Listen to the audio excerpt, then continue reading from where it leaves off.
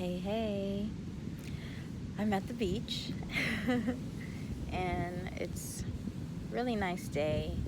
It's pretty chilly out here and a little overcast, but it's gorgeous, and I thought I'd come out here and do a little bit of meditating before I start my day. But I wanted to quickly talk about um, the polarized reactions to not feeling seen or heard. So typically when you've experienced neglect or abuse or abandonment in ways represented as not being seen or heard growing up, right? Or in whatever dynamic you're in, people tend to respond in the one in one of the polar opposite ways. And not saying those are the only responses, but they seem to be the most dominant ones, especially in our society, because you can see them being played out among a lot of archetypes. I'll say one extreme is where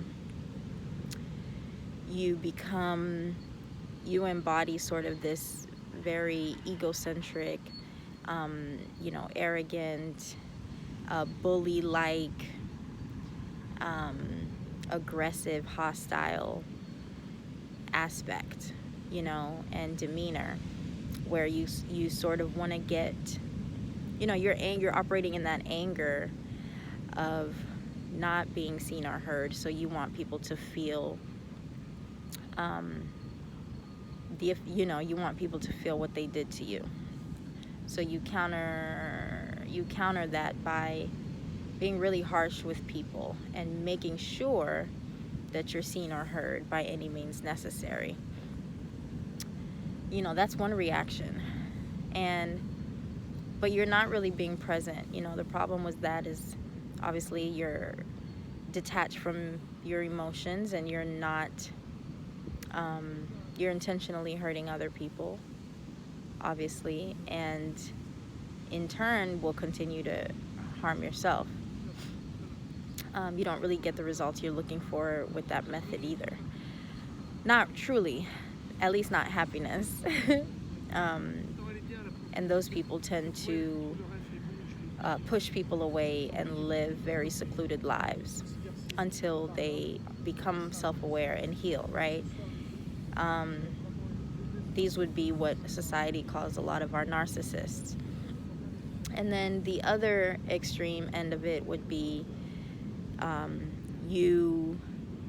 the other extreme response to not being seen or heard is that you withdraw completely and you become super, super small, right? So your reaction to that is like, well, I've never been seen or heard anyway, so I guess I'll just really make myself not seen or heard and become very, very silent and just withdraw into your cocoon and continue to absorb from everyone else to kind of further victimize yourself. And this is where you have no boundaries, and this would be mostly related to sort of the empath dynamic. And you can be empathic, but you can also be very victim-minded, and this is a very disempowering type of response, and it's obviously triggered by this that trauma. So either extreme is not the ideal place that you want to be in, right? Because now you're it's not a healthy place to be in. Obviously, you're not empowering yourself. You're not doing anyone else any favors, and you're certainly not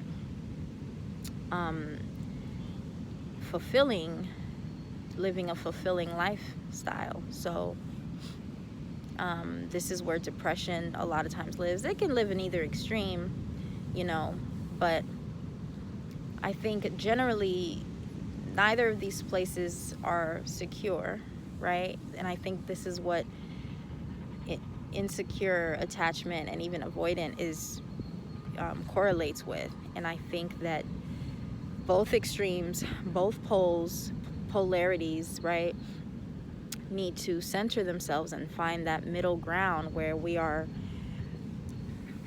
balanced within. And the middle ground is to, find security within the self. The solution is to see and hear yourself.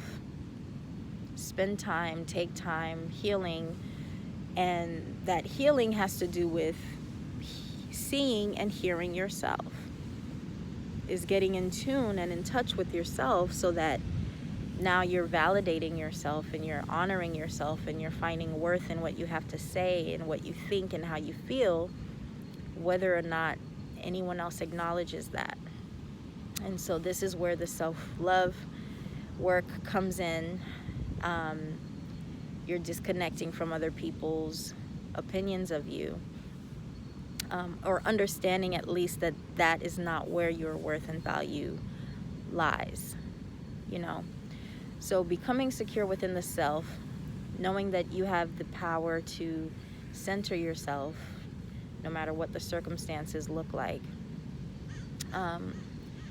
When people say, like, they went to some event and it was like a hot mess or whatever and things were chaotic around them, but they'll say, but it didn't affect me. I was good because I have a good time wherever I go. I always love when people say that, and I didn't connect with that for a long time, because I was, I would identify with the extreme of the pole that would seclude themselves and become really, really small and not see or hear myself because other people didn't see or hear me. That was my trauma wound, right? So that's where I ended up operating. And, I would be the type of person that would be in a crowd and feel completely alone and absorb the energies of everyone around me, and not feel confident to show up and be myself. And I would continue, it would be like the self-fulfilling prophecy of not being seen or heard. And in tune, I would say, see, no one's interested in really talking to me, or it psychologically you find a way to justify why that's happening to you over again. So really, both extremes are not present, whether you're lashing out in anger to demand it, or withdrawing completely in hopes that someone will see you and communicate to you or give you attention. They're both obviously problematic ways of living. They're both insecure extremes, and I think a lot of times social media can be a vehicle to fuel those wounds, to cause further harm if you've already were operating on one of those extremes, because there's so much competition there. There's so much of that energy, of those energies that live there, like whether it's people arguing and fighting in comments or with opposing views, or bullying one another, or shaming people, or measuring standards of life. You should be doing this, you should be doing that, and I think I would love for us to get to a place where we understand that we are our own guru. We can offer different perspectives. We all have different perspectives. And if you see a perspective that feels like, I'd like to try that because I'm trying to operate in this vibration more, and that sounds like it would help, so let me try that method. It's your choice to do that. We have free will, as opposed to feeling guilty about not doing something, or being shamed or coerced into something because it's a trend. you know, or everyone else is doing it, and so it has to be right for you. You have to be able to go within yourself and find your cocktail, right? Find the ingredients that are appropriate for you. And it's okay to have trial and error and figure that out. We're human. We're here to have an experience and to create the life that brings us the most fulfillment, personal fulfillment. And in that personal fulfillment, we align with other people who are being personally fulfilled as well, right? That are seeking that for themselves. And then now we can all come together and have this sort of secure, safe space of enjoying one another and enjoying ourselves at the same time. There's no added extras of jealousy and, you know, resentment and, you know, all these other low vibrational things, right, that we say, but really they're just vibes on the human spectrum. I think that on the emotional spectrum, right? We're gonna operate at all of them at varying points of our lives. There's no perfect stasis, I think. I mean, aside from love, I think love is that perfect vibration that we're all trying to achieve, right? But I think that's just part of my takeaway from the self-love movement is really not that all of these external things are going to make you love yourself, but it's what those things do for you. It's that it's allowing you to see and hear yourself. See and hear yourself. Give yourself value and credit and for how you feel, for how you think, for how you move, for how you dance, for how you flow in life, for how you learn, for how you know, for what your desires are, for what your interests are. Like, find yourself fascinating, find yourself interesting, you know, get curious with what you actually like and want. Make yourself the focal point. Study yourself. And then fall in love with that. Fall in love with the process of doing that. And once you become secure in that process and in that self-love journey, right? When they say that you're okay being with yourself, it doesn't matter whether someone is giving you something or not, right? Because that place of center means that you know that you're giving it to yourself, and you know that whatever you don't have, that your source, which is divine, which is all around you, which is abundant, is giving it to you, is providing it to you, no matter what, right? You get so in tune that you ask a question out loud to the universe, to yourself. You expect it. You have faith that something is coming to you. You ask for signs. You ask your spirit guide for signs, and then you attract it. You walk into it. And taking your time to do that, you know, is crucial, because that's part of building a strong foundation. A lot of us want to get into all these ritualistic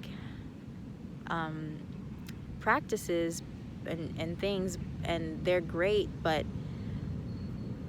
you know, you can't expect a quick fix from them, because that's not what they were created for. I think that they have to be incorporated as your lifestyle, as your way of living, you know, just integrated, and know that, like, we're living a full life. You don't know at what age you're gonna leave, you know. I mean, hopefully we're here till we're well over 100, right? Based on the choices we make with our bodies, our minds, right? But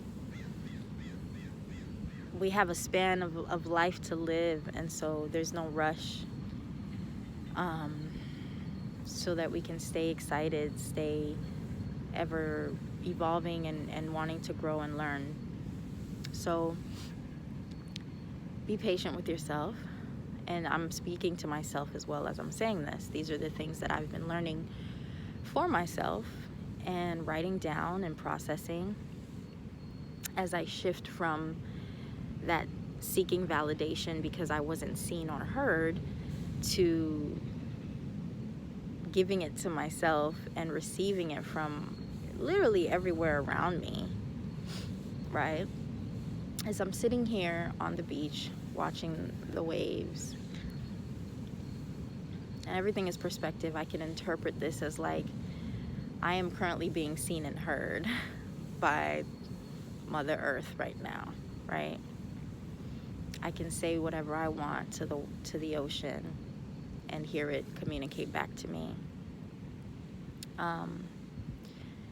And just sit in this gratitude and appreciation for life and my ability and power to co-create with life for myself, you know. So either when I think about the polarity of it, it's living in the extremes of that is giving the power to someone else, is putting the power in someone else's hands, is making your happiness very conditional, right? Based on an external response. And the thing that we need to train, if you find yourself, right, struggling with either extremes, it's a training, it's a reframing of the mind, it's a daily practice to keep getting centered and keep getting centered and keep getting centered. And to take your power back, take your power back, take your power back, right?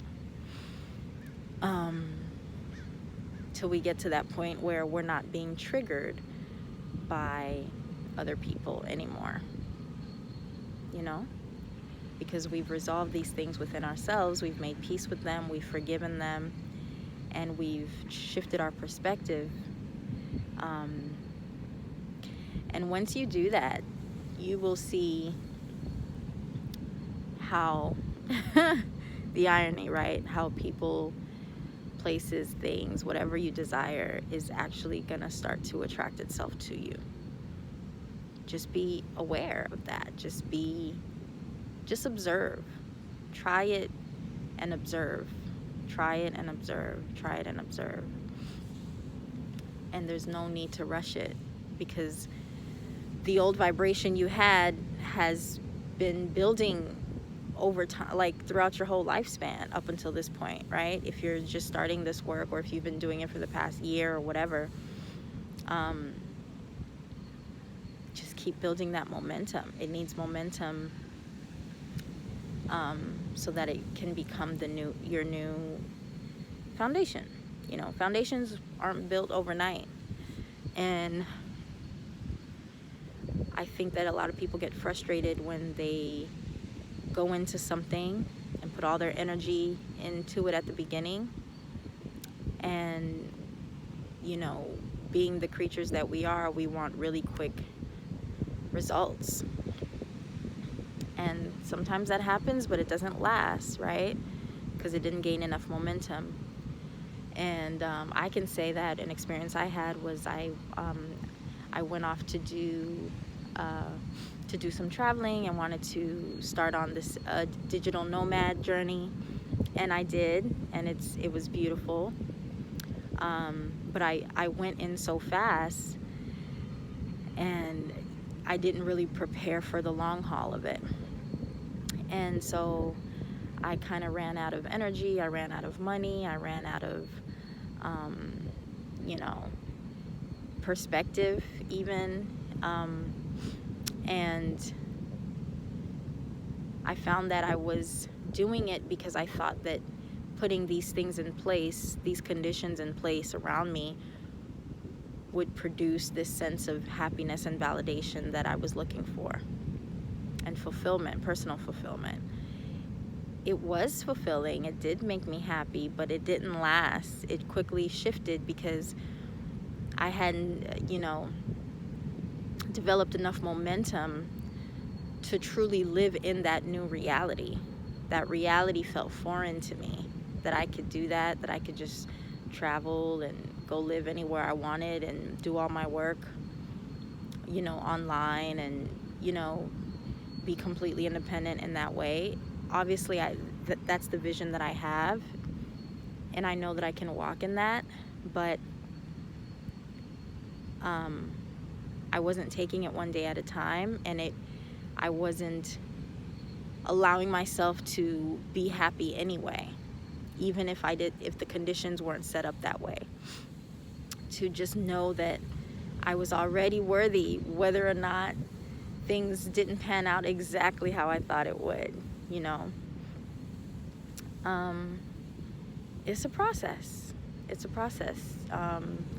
But it's a beautiful process, knowing that every shift that we make, every adjustment that we make is literally breaking those patterns in your life, or even those generational patterns. If you observe these similar themes in your lineage, in your family dynamic, you know, that's powerful. That's really, really powerful. So it's not going to happen overnight, but take your time with yourself. Like they say, be kind to yourself, be gentle with yourself. Respond to the people who are also supporting you and not making you feel like you need to rush, or that you're doing something wrong, or, you know, that's not your objective. You know, you need people that are going to help you feel good and supported and encouraged and empowered, and safe. I mean, you're going to have people who don't make you feel safe too, right? So that you can have that contrast, so that you can keep expanding and not be in a comfort zone. So that's good too. But, you know, that's something that's just going to happen in your life anyway. It's probably not going to be what you're going to choose. But yeah, that's just what I wanted to share, some thoughts about that. As I've been, you know, studying polarity, my phone's about to die, so I'm going to shut this off and continue enjoying this moment, and I hope you have a beautiful day. Till next time, bye.